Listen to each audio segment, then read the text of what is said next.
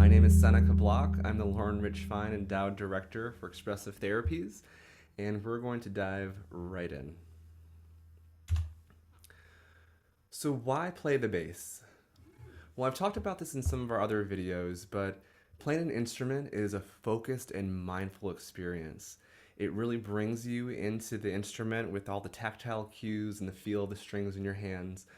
But also, it's a really great way to express your thoughts, express your feelings, externalize your emotions, can help you process experiences. And also, if you find other people who play instruments, it's a great way to connect and a point of connection for you. And as I've mentioned some of our other modules, really actively engaging in instrumental play not only is something that helps with our emotional state, it actually has a physiological impact on our brain structures. And you may have seen this graphic, but I just want to bring it back up. It impacts areas of the brain, including the corpus callosum, the arcuate fasciculus. These are areas of the brain that are usually used for planning and problem solving. And we've seen that music actually helps densify these areas and also may serve as a maintenance tool across the lifespan. So not only is it great to get into an instrument, but it's also great to stick with it because it'll help you along the course of your life and development. And then we think about just listening to music. And research also shows that just passively listening to music, particularly music that gives you the chills, actually stimulates blood in areas that are related to rewards. And that's something too that can really help increase our mood state and be something that's highly motivating. So as we're looking at the bass, and this is a picture of one very similar to the bass that I'm holding, I'm going to talk a little bit about the history. I'm going to share the difference between an acoustic and an electric bass. I'll talk a little bit about the pickups and then the different areas of the instrument. So starting with the history, the electric bass really was introduced in the 50s by Leo Fender. And before that, all the bass players were actually playing these big upright basses. And what happened is technology developed, and as music got louder, the upright basses were being drowned out in concerts and in the halls that they were played. So Leo Fender created an instrument that took away that acoustic element and made it fully electric. And this actually, and some talk about it almost like the chicken or the egg. Was rock and roll happening because it was something that was an evolution in the music and in the communities? Or also was it the fact that these instruments were being introduced that allowed the musicians to be louder, allowed them to just rock in a different way? So as they developed this instrument, the very first one that came out was the Fender P bass, and P stands for precision. And that's because if you see in the photo here, there's a little lines across the neckboard, and these are frets. And it was known for being very precise, not like an upright bass that has no frets. So they called it the precision bass. So the history of this instrument really dates back to the 50s, and they've continued to develop all the way to current day. You can have 4-string basses, you can have 5-string basses, 6-string basses, but they all sort of cover the same ground. Now the pickups are the little under the strings here, these little lines. These are actually the part that's picking up the sound and the vibration of the string, and it's sending it out to your amplifier to give it that sound.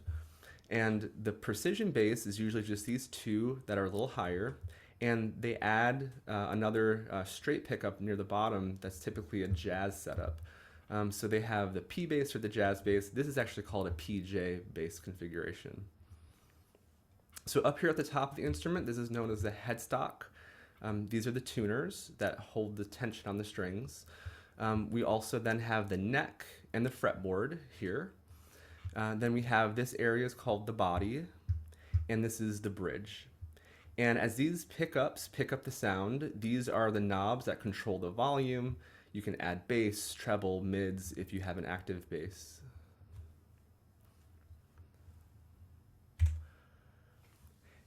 And then I'd like to take a minute and just go a little bit, just talk a little bit about posture and holding.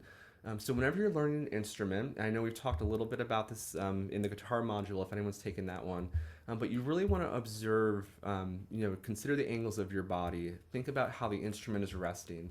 Consider the height of your strap. Really think about your posture and opening your airway so you can breathe as you play comfortably.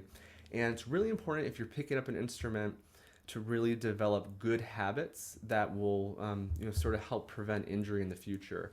So you can, as you play, it's good to sort of have some 90-degree angles in the arms, and really just find a spot that feels comfortable to you,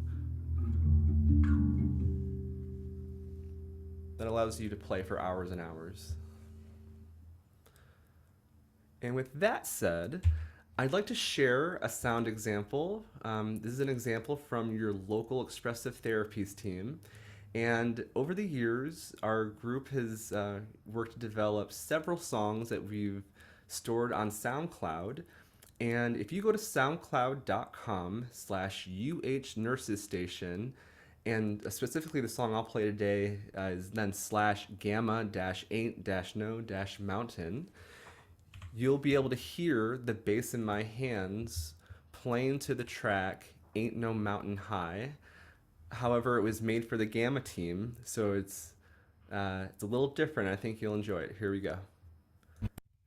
And as I play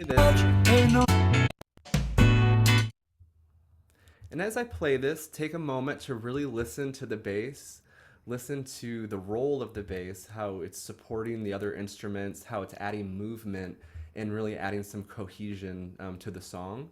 And that really is the beauty of the electric bass, is that it has the ability to hold all the other instruments together and sort of keep them moving too.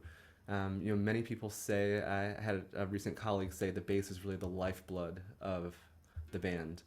So again, as I play this, just give a listen to it and maybe pay attention to the bass a little extra this time. And here we go.